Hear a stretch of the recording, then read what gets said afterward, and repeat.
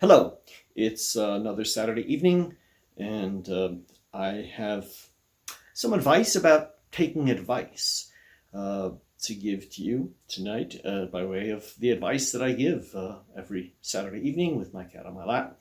So, usually, I think that if you get good advice, the problem with receiving advice is that it all too often goes in one ear and out the other. The way we're constructed is that somehow you need to be in the right moment to receive good advice. Otherwise, you can hear it and you can say, that's a good idea. I should do that. I'll do that someday. And that day just doesn't come because we're creatures of habit. We're caught in what we do. And so normally I would say, gosh, if you get some good advice and you're in a position to act on it, gosh, act on it right away, because that you have to seize the moment.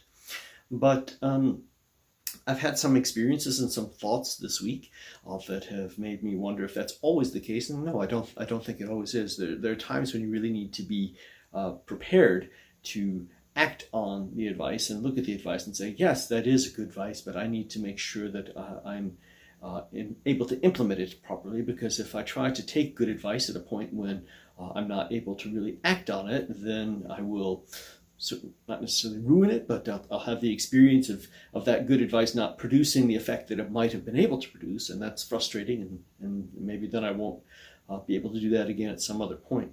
So what is it that got me thinking about this this week?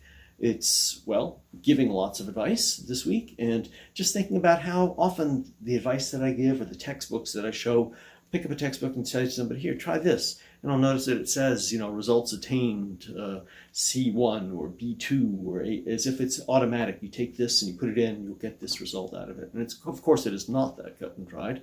And when I give advice, when people who are in a position to share experience and give advice do so, I think I try to nuance it often enough by saying, I did this, and if you do it under these circumstances, or the same circumstances that I did it under, maybe you'll get similar results. But I worry that it might come off as, again, here, do this and you'll get that. So part of what's gotten me thinking about this is this experience of giving advice, particularly this week, and sharing textbooks and things like that. But also the experience of mowing my lawn, because it's the first time I've had to do that this season.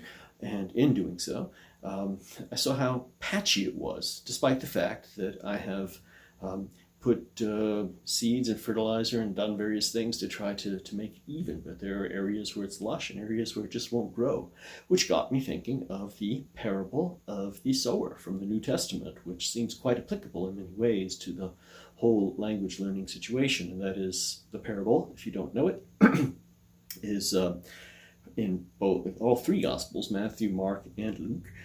And it goes like this. Jesus tells the parable of a sower, a farmer who goes out to sow seeds in his garden. And some of the seeds fall by the wayside. He steps on them, or birds come and eat them before anything happened to them, so they never sprout. And other seeds fall in thin soil on rocky ground, and so maybe they start to sprout, but then they get scorched by the sun and die before they grow. Other seeds fall in an area where there's some thorns, and so they start to grow up and then are choked off by the thorns before they ever really get anywhere.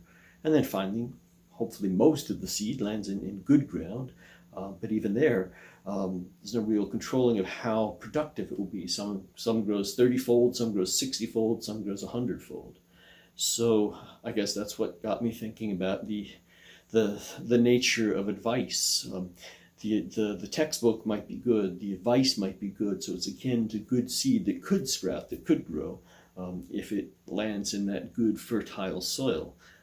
So I guess the challenge is when you get advice, before you act on it, before you try to use it, particularly if you're particularly excited and gung-ho and you really want to do this and you've been waiting to hear this advice, it's probably very tempting to rush off and try to implement it right away. But I do think it behooves you, for the sake of your own success, for the fairness of the advice and the advisor, to say, well, am I rocky soil right now?